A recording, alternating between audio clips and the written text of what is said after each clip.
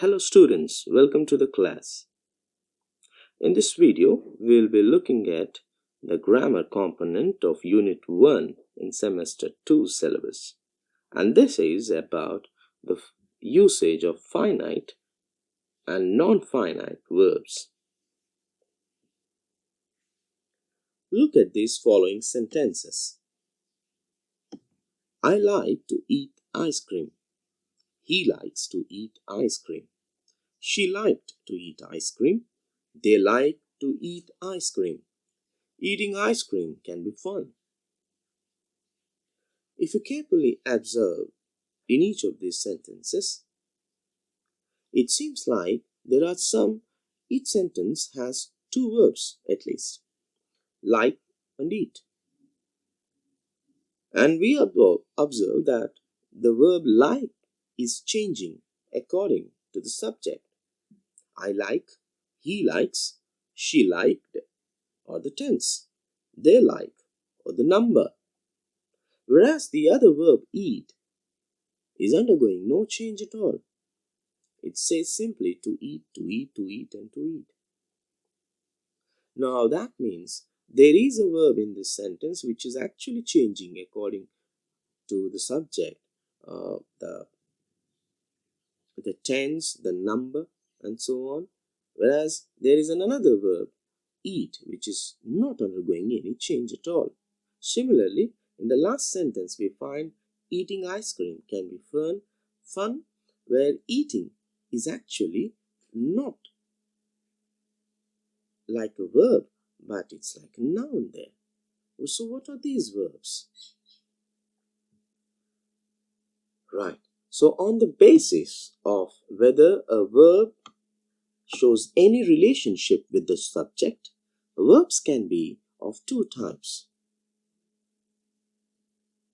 Finite verbs, that means they agree with the subject of the sentence in terms of person and number and also show the tense.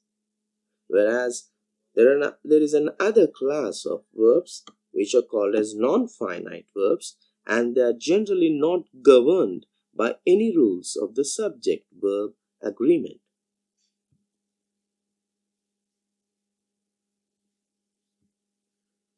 So, we have finite verbs which do change according to the person or the tense or the number in the sentence, and also they change according to the change in the subject. So finite verbs are limited by these factors of person, tense, and number, whereas non-finite verbs are not limited, hence they are called as non-finite.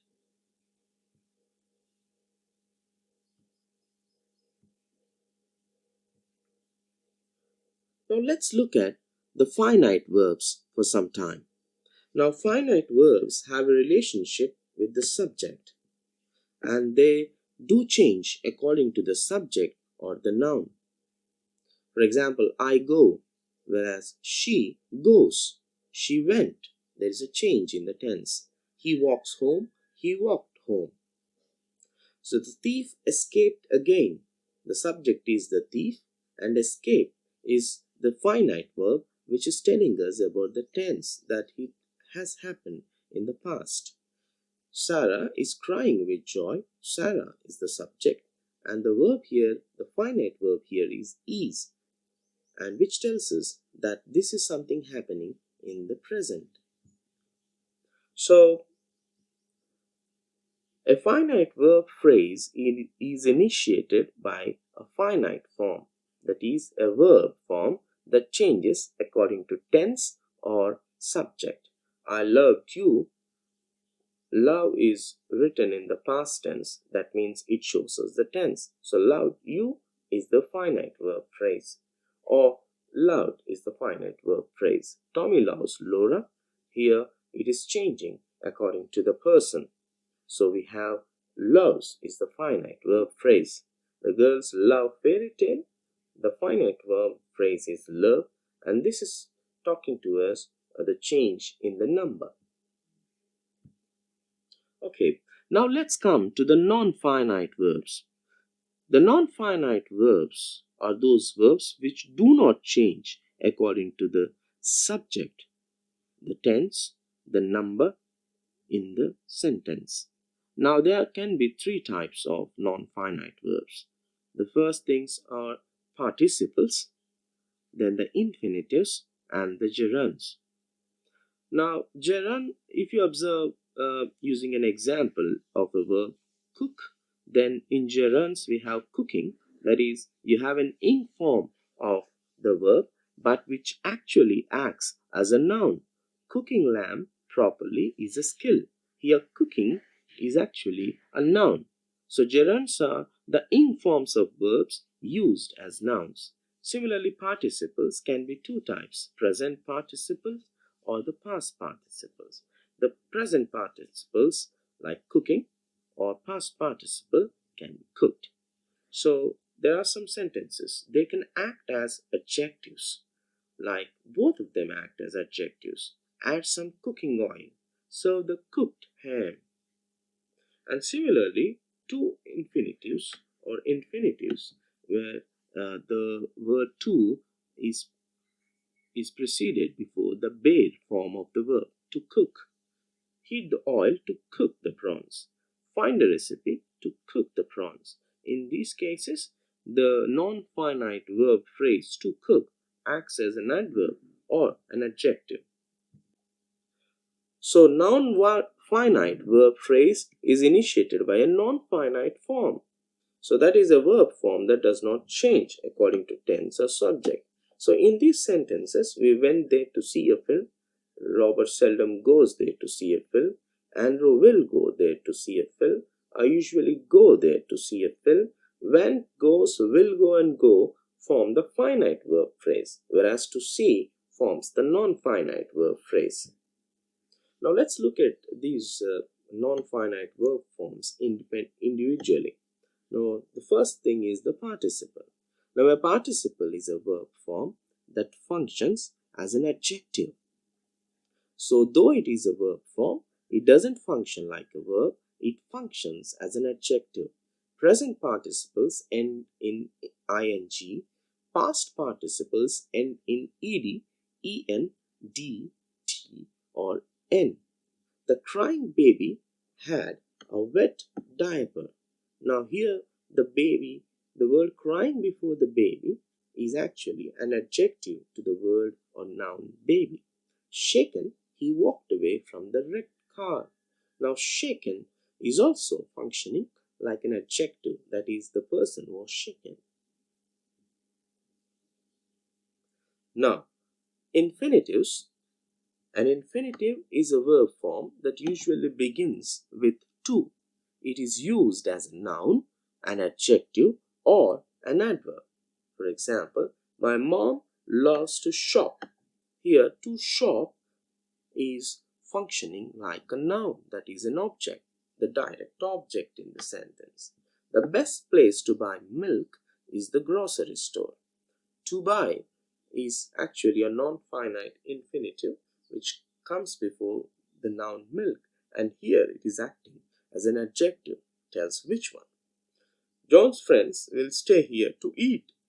Now here, to eat infinitive is acting like an adverb. It tells why they are going to stay here. Now a gerund is a noun made from a verb by adding ing. They can be used as subjects, or they can also be used as direct objects or object of a preposition. For example, running is good for your heart. Here, gerund running is used in the subject place. He hates waking up early.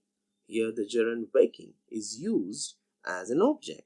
Or, I am interested in improving myself. Here, the gerund improving is used as an object of the preposition in. So now let's try to put them together. So we have finite verbs which change according to the subject, person, and tense, number and tense, and the non-finite verbs which actually do not undergo any change according to the subject. Now let's look at their differences. Finite verbs always act as a verb. That's true. And non-finite verbs do not act as a verb. That's the first difference. Now finite verbs act as the main verb of a sentence or a clause. Non-finite verbs act as nouns, adjectives, and adverbs, but not the main verb. Now, finite verbs indicate number, person, and tense, and non-finite verbs do not do any indication of number, person, or tense. Now, finite verbs are used in the present tense and the past tense, whereas non-finite verbs are used as infinitives, gerunds, and participles. Now, this is a textbook exercise, and we are given the job to identify the finite and infinite verbs in the sentences. He gave me a chair to sit. It was a sight to see. I want to buy some clothes. Barking dogs seldom bite. He's about to leave. It is time to start. He was wearing an old shirt. She had her hair cut. She got the bike repaired. Finding the door open, I went inside. Now, all the verbs that are shown in the green color are actually the finite verbs in the sentences, and all those verbs which are shown in the red are the non-finite verbs. Gave, was, want, bite, is, was, had, got, went, all are changing according to the tense, the number, or the subject, whereas the verbs to sit, see, to buy, barking, to leave, to start, wearing, cut, repaired, finding are different forms of the non-finite verbs which are not changing according to the subject. So we have infinitives to sit, to see, or we have the gerunds barking, or we have the participles wearing or repaired. Right. Hope you've understood the difference between the finite and the non-finite verbs. Keep watching the videos, and if you have any query, you can approach us through WhatsApp, Blogspot, or even mail. Thank you. Have a good day.